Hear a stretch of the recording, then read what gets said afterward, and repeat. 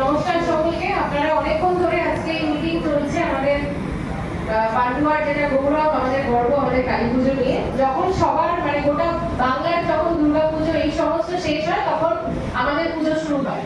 তাহলে এখন আমাদের সামনে এই কালী পুজো রয়েছে এবং এতক্ষণ ধরে একটা কোঅর্ডিনেশন মিটিং এ আপনারা সকল পুরোটাই শুনেছেন যে কি কি আমাদের এবছর মান্যতা দিয়ে করতে হবে। আমি সেই প্রসঙ্গে আর যাচ্ছি না, জাস্ট কয়েকটা কথা বলে দেবো। এক হচ্ছে যে পোর্টালের বিষয়, অন্যান্য বছরের থেকে এবছর আলাদা, আসাম পোর্টালের মাধ্যমে করতে হচ্ছে, আপনারা জানেন।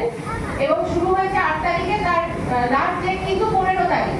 তাই এই 15 তারিখের মধ্যে সবাই পারমিশন গুলো কাইন্ডলি করিয়ে নেবেন। এটা গেল এক। আচ্ছা, এছাড়া আপনারা আজকে অনেকেই এখানে বললেন যে বায়ো টয়লেটের বিষয়, তো এটা নিয়ে আমি একটু বলি।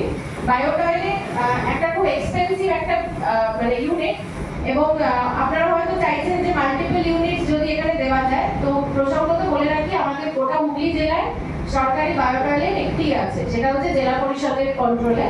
তো এটা আমি শোনার পরে আমি জেলা পরিষদকে অ্যাপ্রোচ করেছিলাম, তাদের লিখিত চিঠি করেছি এবং আপনাদের ভালো লাগবে তার অ্যাপ্রুভালও এসেছে। যাই হোক, তো এই অ্যাপ্রুভাল যেহেতু এসছে এবং এটি একটি সিঙ্গেল বায়ো টয়লেট, হয়তো তার দুটো ইউনিট আছে ইউজ করার মতো, কিন্তু ওভারঅল ইউনিট একটাই। তো আমি সেটা রিসিভ করার পরে আমি কেন্দ্রীয় কমিটিকে এটা দেব এবং কেন্দ্রীয় কমিটি থেকেই সেটা কিন্তু আমরা আবার আমাদের কাছে বুঝে নেব। তাহলে আপনারা তার প্লেসমেন্টটা একটা সঠিক জায়গায় করবেন এবং বায়ো টয়লেট ইউজ করার কিছু নিয়ম আছে, সেটা আমরা বলে দেবো আপনাদের। তো এটা এছাড়া যেটা বলার, যেগুলো প্রত্যেক বছরই আমরা করে থাকি, জলের ব্যবস্থা ইত্যাদি, সেগুলো থাকবে। এবং আমার পঞ্চায়েতের প্রধান সাহেবরাও আছেন, তো বিসর্জনের জন্য যেরকম আলো দিতে হয় বা নেসেসারি সিভিল ডিফেন্স ভলেন্টিয়ার আমরা দুর্গাপুজোতেও দিয়েছিলাম, এবছর